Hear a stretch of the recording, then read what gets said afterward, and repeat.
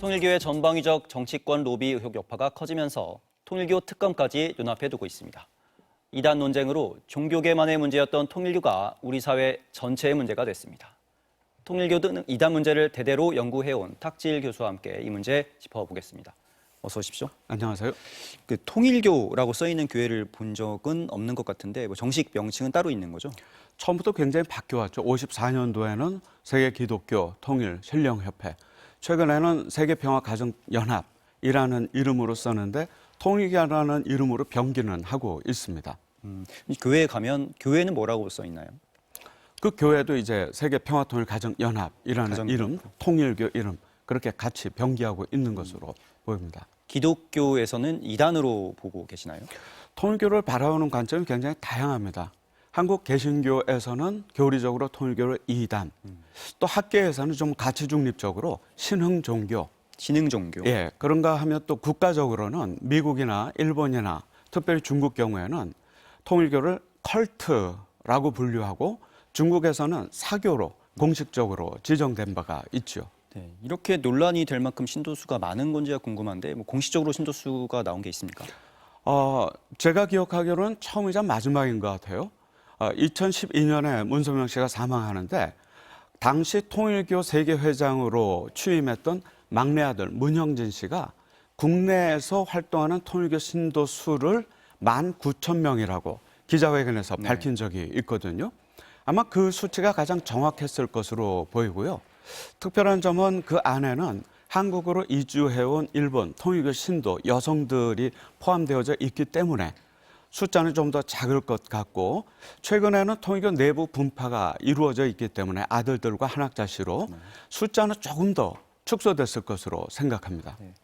19,000명보다 적을 것으로 보고 계시는데 얼마 전 특검 수사에서 통일교가 윤석열 전 대통령이 당선을 됐을 때 캐스팅 보트 역할을 했다고 했어요. 근데 윤석열 전 대통령이 24만 표 차이 정도로 당선이 됐는데 19,000표보다 적은데 실제로 캐스팅 보트 역할을 했을 가능성이 있다고 보십니까?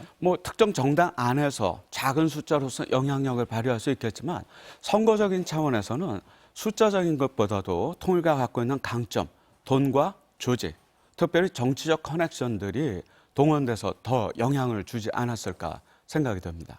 최근에 국민의힘 경선에도 관여했다 이런 주장도 좀 나왔었잖아요. 그건 가능한 일인가요?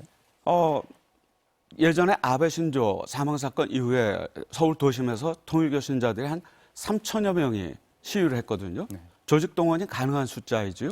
그래서 특정 정당에서의 그러한 그 영향력은 충분히 개연성이 있다고 생각합니다. 실제로 19,000명이 안 되지만 영향을 미쳤을 가능성은 있다. 그럼요. 조직 동원이 가능한 거죠. 조직 동원을 하려면 아까도 말씀하셨지만 자금력이 필요하다. 근데 통일교는 그 자금력이 된다고 했는데 통일교가 왜 그렇게 돈이 많은 겁니까? 간혹 이제 외신에서도 궁금해하는 게 통일교에 대체 얼마만큼의 경제력이 있느냐 하는데 그건 아무도 모릅니다. 통일교가 직접적으로 운영하는 대표적인 사업체들도 있죠. UPI 통신사라든지 유니버설 발레단 국내, 또 워싱턴 타임즈, 혹은 미국, 캐나다 수천 개 초밥 레스토랑에 생선을 공급하는 추루월드. 다양한 통일교 자체 기업도 있지만 또 특정 지분을 갖고 있거나 알려지지 않은 그런 부동산이나 기업들도 있기 때문에 통일교의 자금력은 그 어떤 누구도 알 수 없을 만큼 규모가 크다고 보여지고 그 돈의 영향력이 적지가 않았겠죠.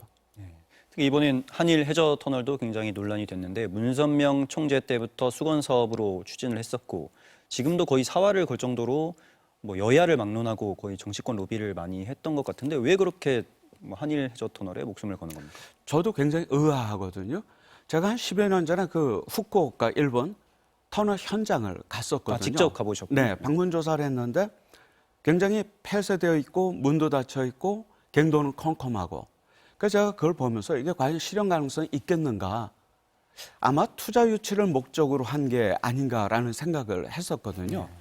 근데 통일교 교리가 집중되어 있는 원리강론이라는 책에 보면 통일교 교리는 문선명 한학자씨가 왕이 되는 통일교 왕국을 이 땅에 세우는 거거든요.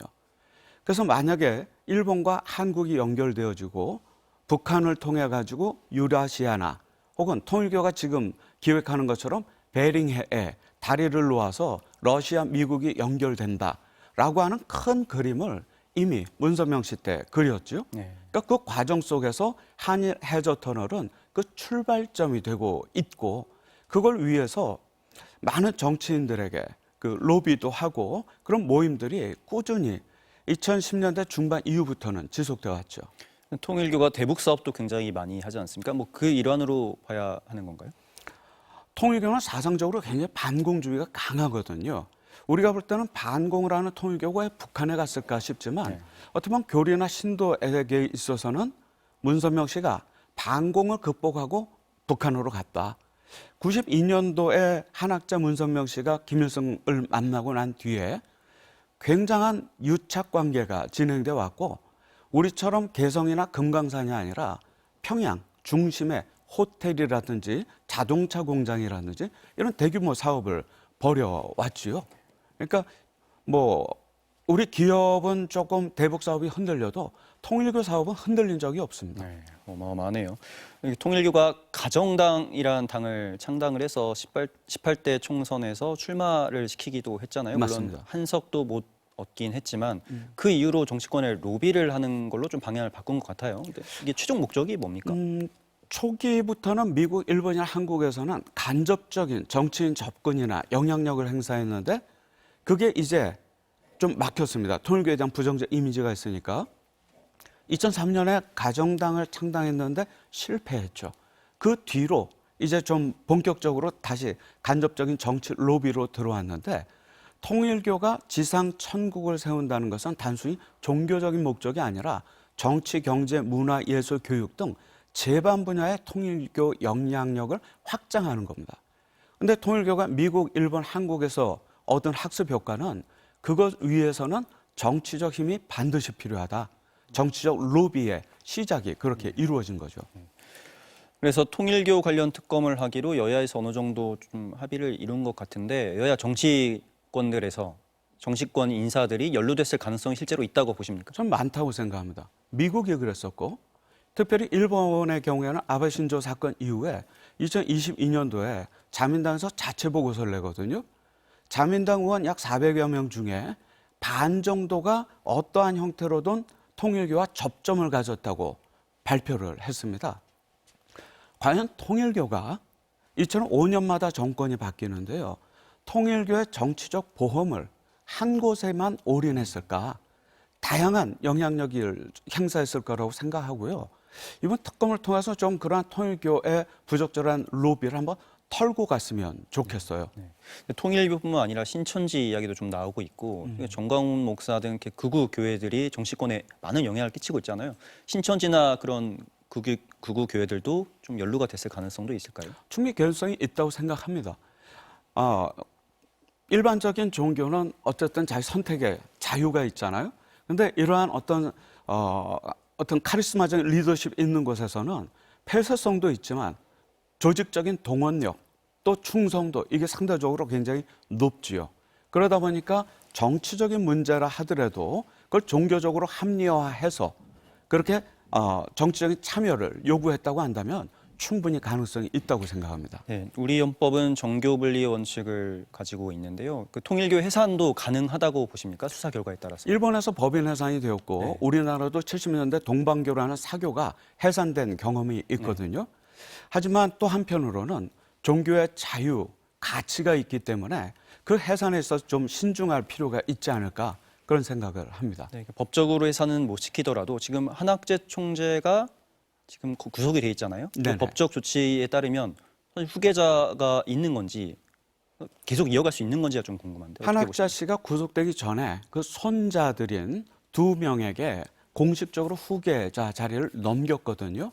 하지만 무엇보다도 중요한 것은 한학자 없는 통일교는 존재할 수 없다. 한학자 씨는 통일교에서 대체 불가이다. 지금 정치적 사건으로 지금 이제 구속되어 있지만 통일교의 역사입니다. 통일교는 정치로 흥했고 정치로 망해가는 그런 몰락의 과정을 보여주고 있는 거죠. 해산을 하지 않더라도 사실상 좀 자연 소멸될 가능성이 있다고 보시는 것 같네요. 통일교 내부 분파 그 구조에 따라서 아들들의 영향력이 확대될 거라고 생각합니다. 알겠습니다. 오늘 말씀 여기까지 듣겠습니다. 고맙습니다. 감사합니다.